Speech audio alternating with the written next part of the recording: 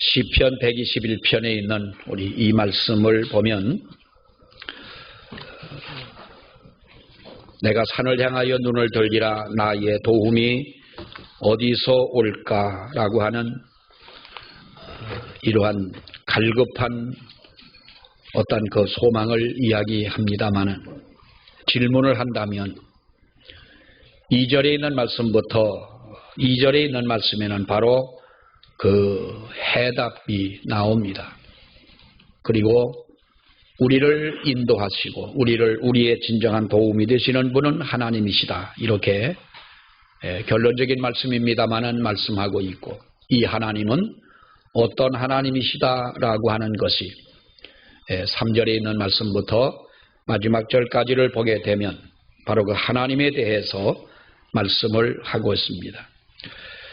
오늘 이 말씀을 가지고 내 인생의 진정한 도움은 어디서 올까라는 이러한 이 성경에 기록되어 있는 이 말씀을 가지고 우리 하나님의 은혜를 받는 귀한 시간이 되기를 원합니다.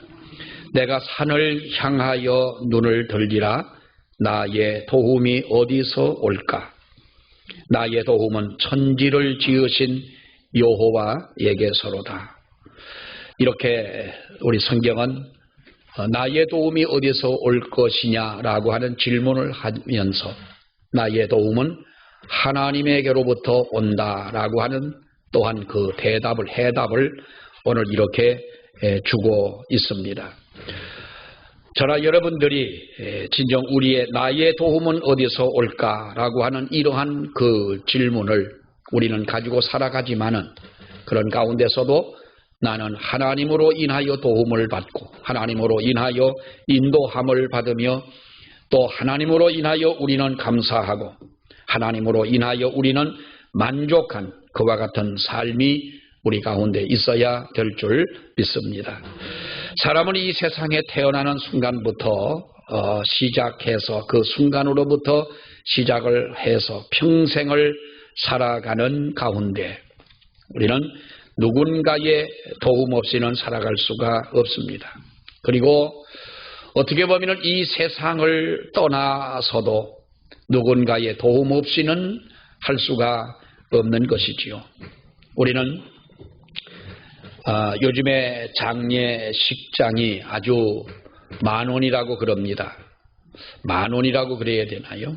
이 화장터가 아주 시간이 없어가지고 얼마나 많이 예약을 하는지 장례식을 하는데 3일 하던 것을 4일, 5일 어떤 분은 어떤 가정은 7일씩 이렇게 있어야 화장터가 비어서 한다고 하는데 아마도 돌아가실 분들은 좀 기다렸다 돌아가시는 것도 괜찮을 것 같아요. 요즘에 많이 환절기가 돼서 그렇습니다. 코로나로 인해서 돌아가신다기보다는 환절기로 인해서 이렇게 많은 분들이 세상을 떠나시는데 여러분 우리는 죽으면 그만이다라고 하는 이야기를 종종 하는 이야기 들어봅니다. 정말 죽으면 그만일까요? 내가 죽어가는 나는 그렇습니다마는 내가 남긴 이 육신은 누군가에 의해서 장사를 지내야 되고 치러져야 되는 것입니다. 그래서 사람은 이 세상에 태어나는 순간부터 시작해서 평생을 살아가는 가운데 그리고 이 세상을 떠나서도 우리는 누군가의 도움 없이는 살아갈 수 없고 마무리할 수 없는 것이 우리의 인생이다라고 하는 것입니다. 나는 누구의 도움 없이도 살아갈 수 있다라고 하는 사람들을 종종 보게 됩니다. 그러나 여러분 이것은 진실이 아닌 것이지요. 어린아이가 부모의 돌봄이 없으면 어떻게 여러분 어린아이가 자랄 수가 있겠습니까? 우리가 젊어서 살아갈 때도 우리는 평생을 어쩌면 직접적으로 또는 간접적으로 누군가의 도움을 받아야 살아갈 수밖에 없는 존재들이다라고 하는 겁니다. 러시아와 우크라이나가 전쟁을 하고 있습니다. 우크라이나 국민들이 며칠 전에 들은 얘기입니다마는 300만 명이 넘는 사람들이 가까운 이웃 나라로 이렇게 피난을 갔습니다.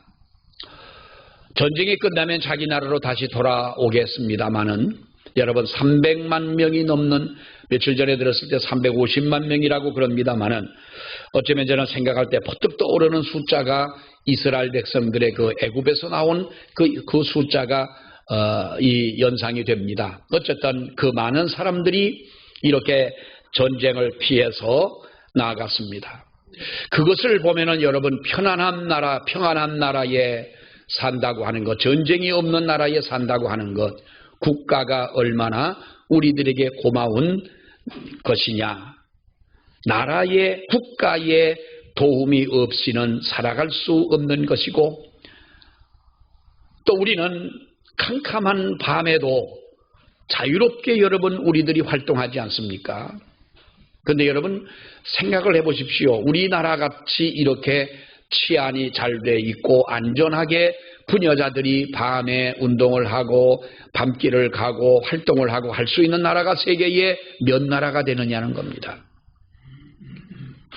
미국이라고 하는 나라가 잘 산다고 하지만은 밤길을 어두우면 밤길을 두려워서 나갈 수가 없는 나라가 미국 같은 나라이고요. 오래전에 남아공에 있던 그 마분이라고 하는 친구가 어느 날 TV를 같이 보고 있는데, 그때 무슨 드라마에 막 총을 쏘고 아주 특수훈련을 받은 사람들이 아무튼 이런 그 범죄자와의 전쟁을 하는 싸움을 하는 어떤 그런 그 드라마였어요. 그때 그걸 보더니 저게 실제 상황이냐고 묻는 거예요. 저게 우리 한국에서 실제 상황이 저러냐. 드라마인지 뭔지 이 친구는 한국말을 전혀 모르니까 뭔지 잘 모르고 저것이 우리나라의 실제 상황이냐. 아니다. 저거는 드라마다. 우리나라는 전혀 저런 것이 없다. 남아공이라고 하는 나라는 케이프타운이나 그런 나라들이 거기에 아프리카의 유럽인이 많은 사람들이 여행을 가지만은 여러분 어두운 밤이면 밖을 나갈 수가 없는 두려운 도시인 것입니다. 요하네스버그 같은 나라도 그 도시도 어둡기만 하면은 여러분 사람들의 발길이 끊기는 곳입니다. 그러니 안전한 사회가 얼마나 우리들에게 많은 도움을 주고 있느냐는 거지요. 이웃이 우리에게 도움이 되지 않습니까? 이웃이 없으면 우리는 두려워 살 수가 없을 것 아닙니까? 또 우리의 이웃에 우리들에게 좋지 않은 좀 표현이 그렇습니다만은 어떤 좀 질이 안 좋은 좀 나쁜 사람, 이런 사람들이 우리 주변에 산다면 그것도 여러분 우리가 살아가기 힘든 그런 상황이 아닐 수가 없습니다.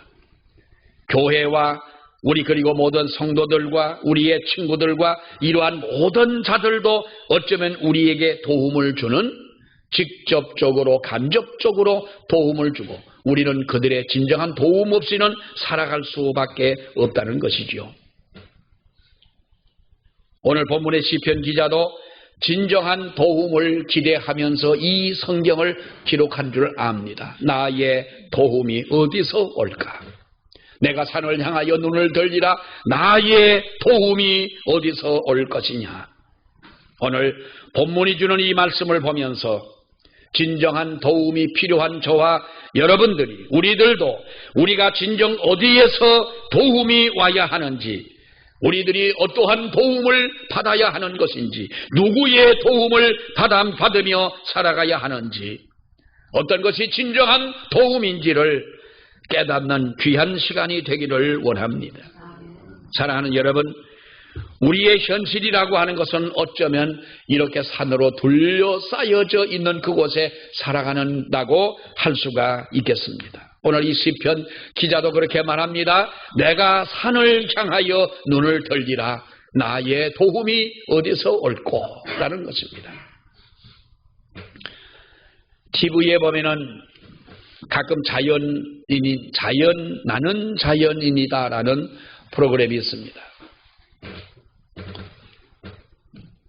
제가 처음엔 참 재밌어서 봤는데, 나는 자연인이 아니다라는 사람도 자연인이라고 찍어놓은 걸 보고 나선 잘 재미가 없어서 요즘엔 안 보는데요.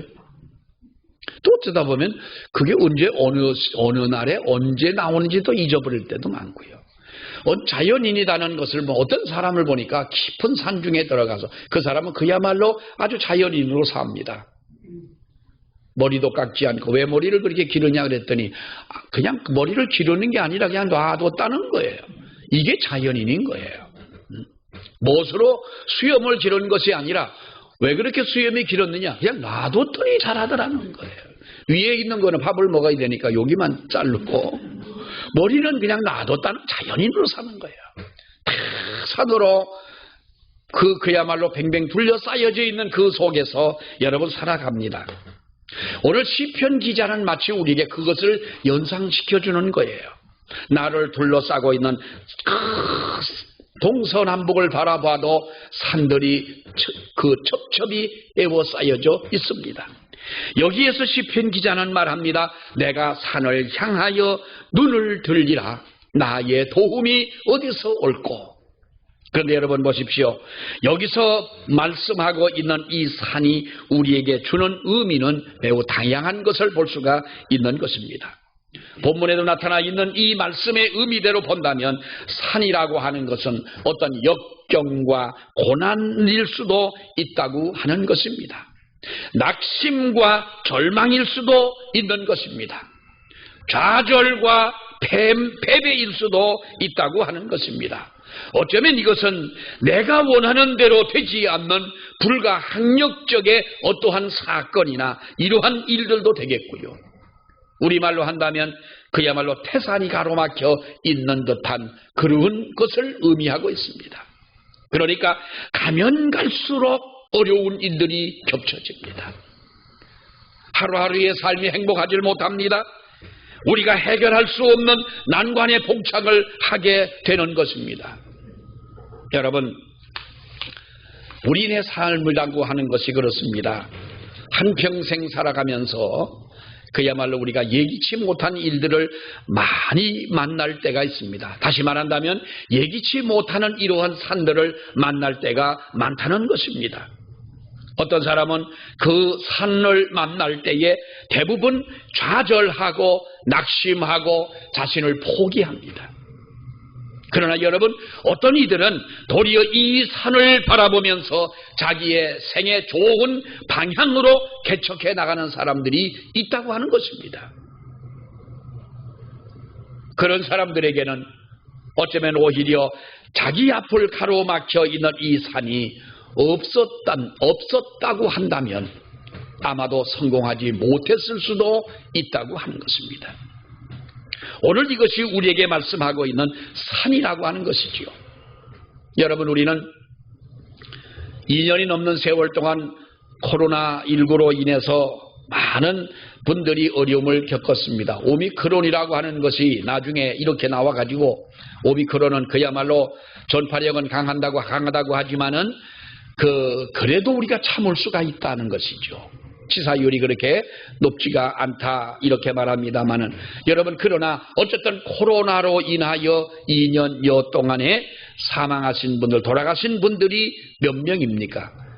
며칠 전에 보니까 13,141명이라고 그러고요. 3월 22일 기준으로 보면은 뭐 하루에도 400명, 300명 뭐 이렇게 돌아가시는 분이 있습니다만은 13,000명이나 되는 사람들이 세상을 떠났다는 거예요.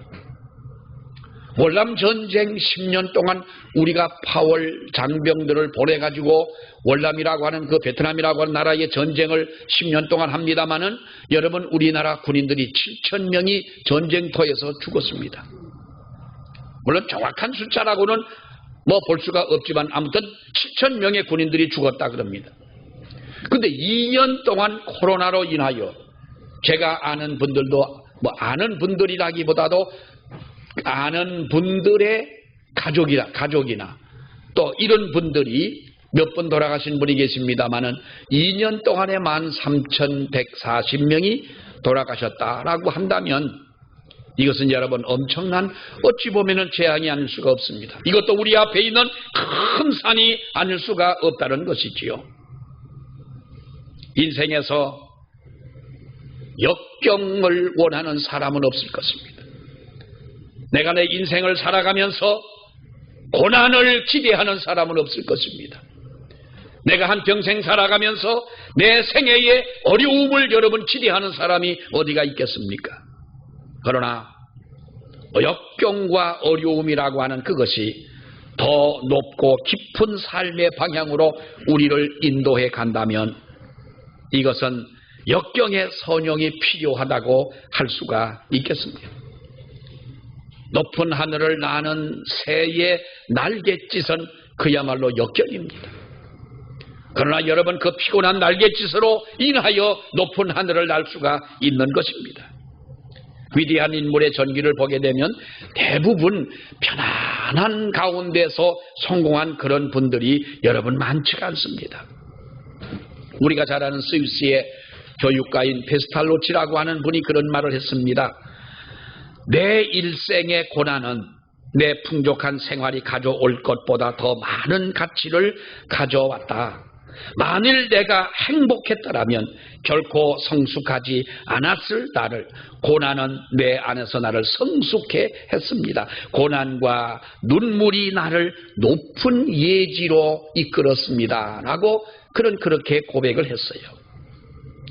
자기의 생애 중에 고난이 있었기에 도리어 많은 세계를 발견했고 자신이 성숙한 자리까지 이르게 됐다고 하는 것이에요. 역사가인 아놀드 토인비라는 사람도 그런 말을 합니다. 인간의 문명이라고 하는 것은 안이한 생활 조건과 환경에서만 발생한다는 일반적인 가설을 부정하고 이와 반대로 역경에서 오히려 문명은 발생했다. 인류의 문명도 어려운 역경 속에서 발생했다는 거예요. 이제 벌써 꽃이 피지 않습니까? 참 여러분 신기하잖아요. 지난 겨울에도 많이 추웠습니다. 아마 여러분들을 옷을 입지 않고 밖에 나가서 벌거벗은 그 나무처럼 저 들판에서 만약에 며칠만 살아줘라 그랬다면 아마도 살아 계실 분은 아무도 없겠지요. 다 돌아가셨을 거예요. 그런데 그 나무들은 그 벌판에서 그 산에서 그 추위를 견디고 있더니 며칠 전 어느 산을 보니까 생강나무라는 나무가 있죠. 강원도에서는 그 나무를 가지고 동백나무라고 그래요.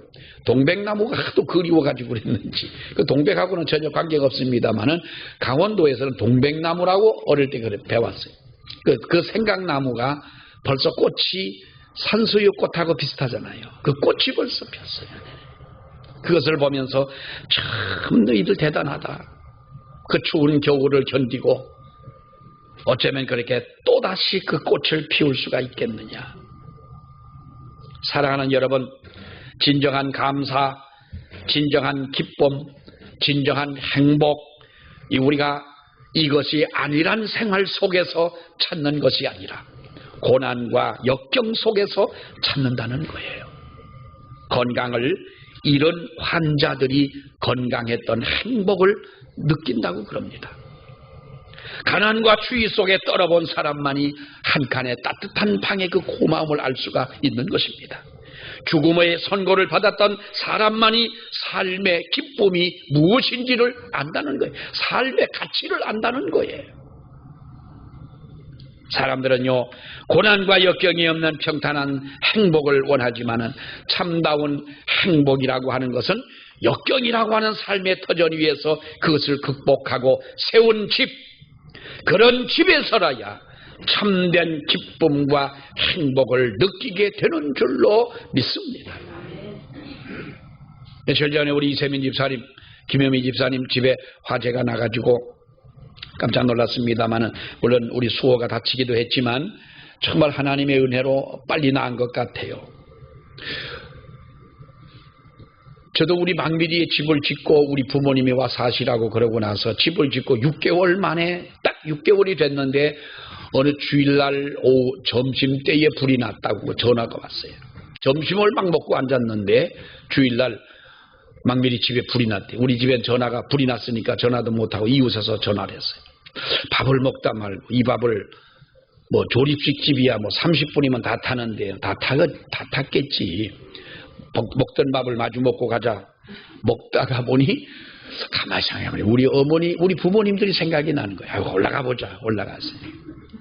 올라가서 처음에 쳐다보니까 지붕만 몇 장 가르면 될 것 같은데 조립식이가 녹에 다 녹아가지고 새로 집을 졌습니다마는 그때는 왜 이렇게 없는 돈 가지고 억지로 그래가지고 우리 부모님들 와 사시라고 그래 놨는데 왜 이렇게 불이 어떻게 또 났냐고 원망스러운 마음도 있었지만은 지나놓고 보니 다 견딜만 했던 일들이고 그것이 나에게도 또한 유익이 된 것이고 하나님이 나에게 주신 메시지도 있는 것이고 충분히 우리는 이 세상에서 감당하지 못할 일은 없구나. 우리 집사님들에게도 앞으로 더 좋은 그보다 더 좋은 집이 생길 줄 믿습니다. 어차피 그 집은 남의 집이었잖아요. 내 집이 생길 줄 믿습니다. 여러분 우리가 이렇게 사람들은 교과서적으로만 이해하려고 그럽니다. 실제 생활에 들어서면 모두 고난과 역경 앞에서 좌절하고 실망하지만 우리가 이야기할 때는 어떻습니까? 고난이 오히려 우리에게 유익이 된다 그러지 않습니까? 그러나 진정한 도움이 어디서 오느냐? 이 해답이 없다면 이것은 교과서적인 것으로만 이해하고 끝나는 일이 될 수밖에 없다는 거예요. 나의 진정한 도움이 어디서 올 것이냐? 오늘 시편 기자는 말합니다. 나의 도움이 어디서 오느냐? 여러분, 사람들은 누구나가 어려움을 겪게 되면 누군가의 도움을 여러분 우리는 찾습니다.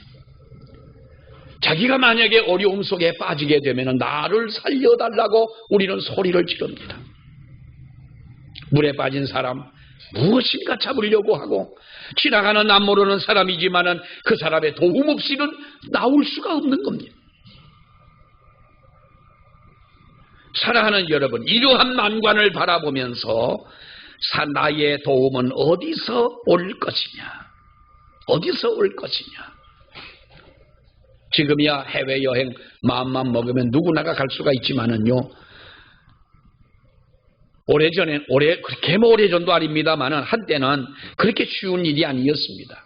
여권을 하나 만들려고 한다면 신원조회라는 것이 있어야 됩니다. 신원조회, 어디 군대에서도 좋은 특별한 부대를 가려고 한다면 그 사람의 신원조회를 합니다. 그 부모가 어떤 사람이냐, 그의 사촌계들, 사촌의 팔촌까지도 다 신원조회를 해가지고 그야말로 이상이 없는 사람이라면 여러분 합격이 되어지는데요. 더더구나 우리가 외국에 나가는 이런 여권을 하나 만들려고 해도 신원조회가 필요한데 신원조회가 최종 어디서 하냐면 중앙정보부라고 하는 그 단체 기관에서 신원조회를 하게 됩니다. 여러분 그런데 신원조회 해가지고 하나라도 여러분 안 걸릴 사람이 누가 있겠어요? 사실 보면 우리나라 같은 이 환경 속에 살면서 근데 누구라도 중앙정보부 같은 곳에 아는 분이 있어서 그분이 전화 한 통만 해준다고 하면 여러분 그야말로 그것은요 큰 빼기 않을 수가 없습니다. 세상에 그 권세처럼 무성한 것도 없을 겁니다. 그러나 여러분 보세요.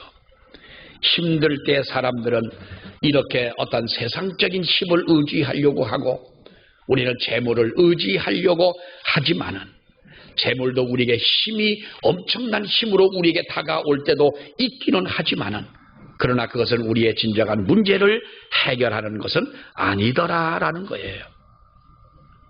돈에 탐닉하지 말라. 이런 글이 있습니다. 책이 있습니다.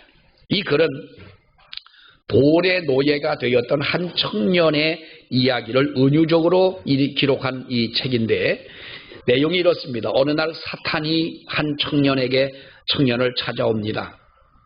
그러면서 10개의 병이 담긴 이제 박스를 가지고 와서 사탄이 청년에게 말합니다. 여기에서 10개의 병이 있는데 9개의 병에는 꿀물이 담겨져 있다.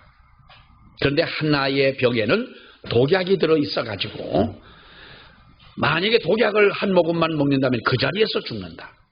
그런데 꿀물이 들어있는 것은 9개나 되니까 이 중에 하나를 골라서 내가 먹어라. 그러면 꿀물을 먹을 때는 네가 평생에 쓸 수 있는 돈을 다 주겠다는 거예요.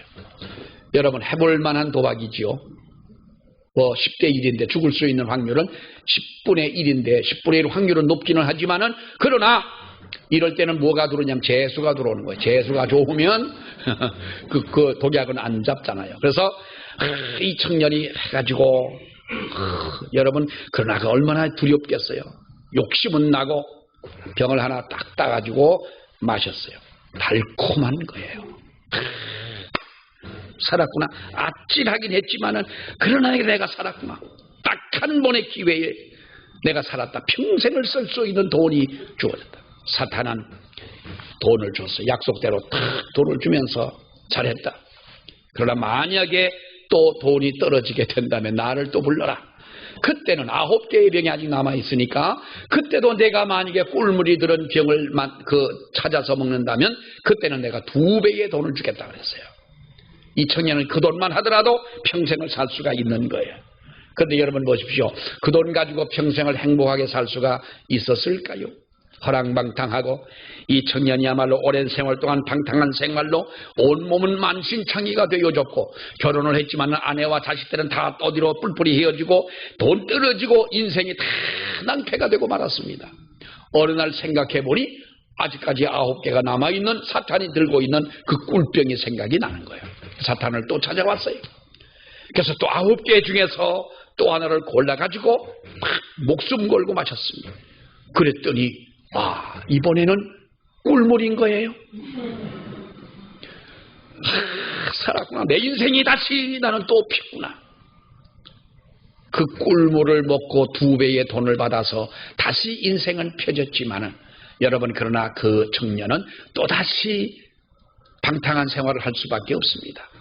그러기를 거듭 하다가 어느 날 이 청년은 백발이 성성한 노인이 되고 말았습니다. 꿀물이 몇 병 남았냐면 2병밖에 안 남았습니다. 마지막으로 죽기 아니면 살긴 거예요. 이제는 2병이 남아있는 이 꿀물 중에서 그래도 선택할 수밖에 없으니까 벌벌 떨리는 손을 가지고 한 병을 찾아서 먹었습니다. 먹었더니 꿀물인 거예요.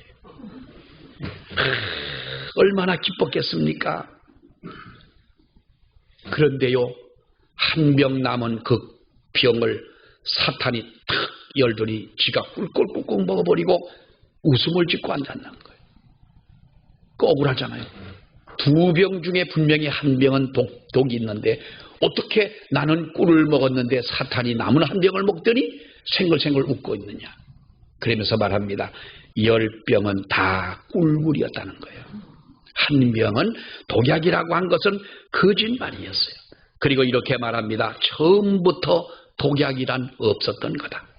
그러나 너는 돈이라는 나의 독약에 이미 너는 죽어가고 있다. 너의 청춘은 이미 내가 다 망가뜨리고 말았다. 사람으로 태어나 다른 것은 아무것도 모르고 오로지 돈만 하는 최고의 바보로 내가 너를 만드는데 나는 성공했다. 이제 너는 영원히 죽게 될 것이다. 이렇게 말하고 사탄이 생글생글 웃으면서 가버리고 맙니다. 여러분, 얼마나 우리로 생각나게 하는 이야기겠습니까? 10병의 꿀물이 들어있는 그것을 가지고 와서 속인 이 사탄에게 이 청년은 속아서 그 꿀물을 먹었습니다. 한 병은 그나마도 독약이 아니었던 겁니다. 그것을 먹고 나서 이 인생이야말로 사탄이 말한 것처럼 처음부터 그는 돈이라는 독약에 빠져 살았고 청춘이 망가지고 사람으로 태어나 다른 것은 모르고 오로지 돈만 하는 존재로 살다가 망하고 말았다고 하는 것입니다. 돈이라고 하는 것이 진정한 도움이 되지 못하더라는 거지요. 우리의 도움은 어디서 올 것이냐. 세상의 모든 의지하는 줄은 끊어질 줄이고 그리고 끊어질 날이 오고 말 것입니다. 아무리 그것이 튼튼한 것 같지만은 여러분 인생의 근본적인 문제를 해결해 주지 못한다는 겁니다. 그러기에 성경은 뭐라고 말합니까? 오늘 이 시편 기자는 이렇게 말합니다. 내가 산을 향하여 눈을 들리라. 나의 도움이 어디서 올 것이냐. 나의 도움은 하나님에게서부터 온다. 그런데 나의 도움은 천지를 지으신 여호와에게서 온다는 겁니다. 나의 도움이 하늘과 땅을 지으신 하나님 여호와에게서부터 오는 것이다. 사랑하는 여러분, 정말로 저와 여러분의 도움은 하나님께로부터 오는 줄 믿으시기를 바랍니다. 우리는 여기서 깊은 영적 교훈을 찾게 됩니다. 현실적으로 산을 바라볼 때는 좌절할 수밖에 없는 것이지요. 베드로가 파도를 바라보다가 물속에 빠지는 여러분 그러한 그 어떤 시련을 겪지 않습니까? 최초로 예수님처럼 물 위를 걸어본 사람이 베드로 아닙니까?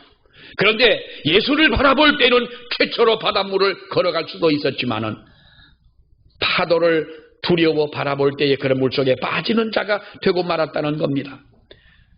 현실의 산만 쳐다보고 있으면 한숨밖에 나오지 않습니다. 그러나 그 산을 지으신 하나님을 바라봐야 한다는 것입니다. 그 산을 지으신 하나님을 의지하는 믿음이 있어야 된다는 것입니다. 그 믿음이 곧 하나님을 의지하는 것이며 우리가 그 하나님을 의지할 때에 하나님은 우리의 진정한 도움이 되시는 분이시다라고 성경은 말합니다. 이것은요 당장에 여기 있던 산이 없어져 가지고 우리의 문제가 해결된다는 말은 아닙니다. 예수를 믿어도 고난은 따라옵니다. 우리가 기도를 열심히 해도 역경은 여러분 끊이지 않을 때가 있습니다. 그러나 기도한다고 예수를 믿는다고 우리 앞에 있는 산이 다 한순간에 사라지는 것이 아니라 그 산을 바라보면서 도움이 하나님께로 옴을 확신할 때에 우리는 좌절하거나 넘어지거나 쓰러지거나 하지 않고 또 포기하지 않고 극복할 수 있는 힘을 주시고 극복할 수 있는 용기를 주시고 극복할 수 있는 지혜를 우리에게 주신다는 것입니다. 히브리 12장 2절에 뭐라고 말합니까? 믿음의 주여 또 온전케 하시는 예수 그리스도를 바라보아라고 성경은 말하지 않습니까? 우리를 믿음의 주여 또 온전케 하시는 예수를 바라봐라. 그러면서 예수님에 대해서 뭐라고 말합니까? 그는 그 앞에 있는 기쁨을 위하여 십자가를 참으사 부끄러움을 개의치 아니하시더니 하나님 우편에 앉아 계시니라 그랬어요.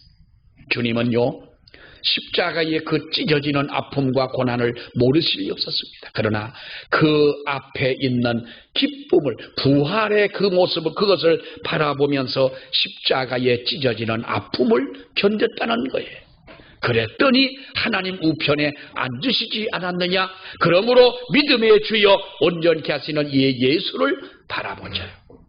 우리의 도움은 하나님으로부터 오는 줄 믿습니다. 이 도움이 진정한 도움인 줄로 믿습니다. 이 은혜 가운데 사는 저와 여러분이 되시기를 주의 이름으로 축원합니다. 기도하겠습니다. 하나님 은혜 감사합니다. 산을 향하여 눈을 들고 나의 도움을 기다렸던 이 시편 기자와 같이 나의 도움은 천지를 지으신 여호와며 나를 돕는 하나님은 졸지도 주무시도 아니하는 영원하신 내 편이신 하나님이라고 고백한 이 말씀을 저희도 주여 믿습니다. 진정한 우리의 도움은 물질도 아니며 세상의 권세도 아닌 줄 압니다. 주여 하나님만 의지하며 하나님의 도움만을 바라보며 나아가는 저희가 되게 하여 주시옵소서. 예수님 이름으로 기도하옵나이다. 아멘.